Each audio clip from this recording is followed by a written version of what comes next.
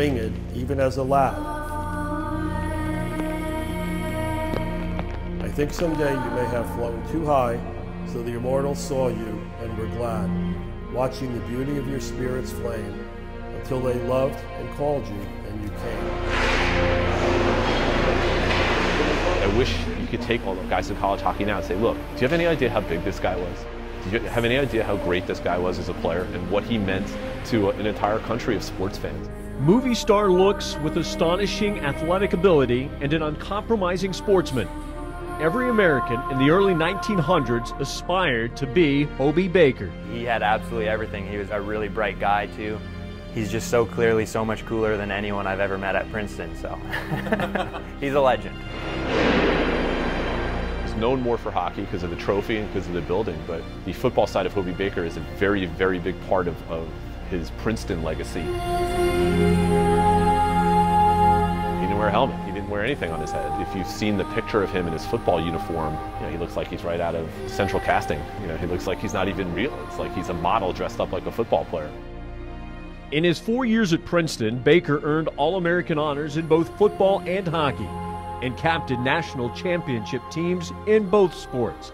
He gained recognition and notoriety that today's athlete can only dream about. Whatever it was, whatever Hobey did, he did it well. He is the only individual who is in the Hockey Hall of Fame and the College Football Hall of Fame.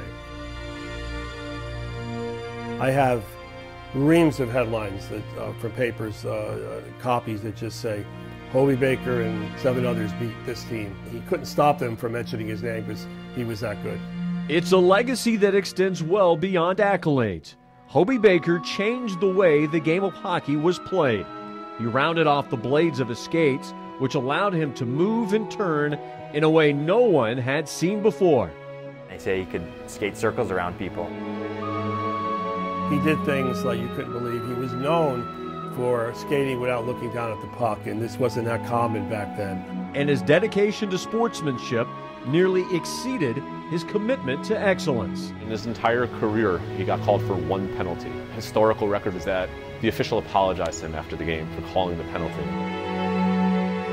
He was fouled terribly, literally hacked to the ice and chopped. It was said that he limped into the other locker room at the end of the game and he shook the guy's hand and he said, oh, it was a good game, and he left. The inscription here on the side of the building is the only mention that you're actually here at Baker Rink. And Hobey Baker probably would have preferred it that way. When he played at New York's Madison Square Garden, the marquee on the outside would read, Baker plays here tonight. After 4 games of promoting the Princeton All-American, Baker demanded they take it down.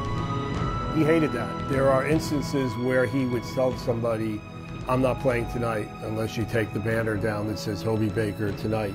It speaks volumes about what kind of person you're talking about, that you could be that good and you could be that modest at the same time. But over time, Baker struggled to find fulfillment.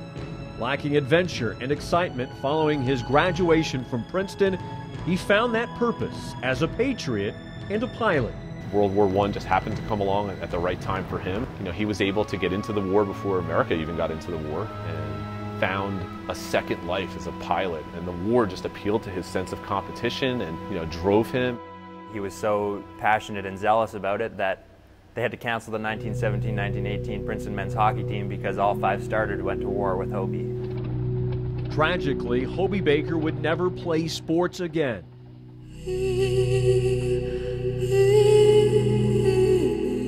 During one final routine training flight in France, the plane he piloted nosedived and crashed. Baker died at the young age of 26.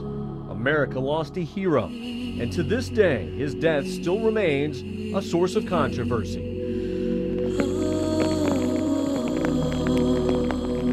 The circumstances surrounding his death suggest that maybe it wasn't an accident and that maybe he couldn't handle coming back to this country and just going to work again in New York City and not have a war to fight or a game to play. Today, Hobey Baker resides at West Laurel Hill Cemetery in Bala Cynwyd, where he grew up as a child. Still remembered, but never truly celebrated like the greats of Jesse Owens, Jim Thorpe, and Bobby Jones, who also competed during that era. he's an American hero. I mean, he was an Air Force pilot, incredible athlete, seems to encompass everything that the American dream was at the time and still is. I mean, the thing that amazes me about Hobey Baker is that nobody's ever made the movie about Hobey Baker. The Hollywood, big budget, Ryan Gosling is Hobey Baker movie, because what more do you want? That's what he was. He was a larger than life, beloved man of greatness and tragedy.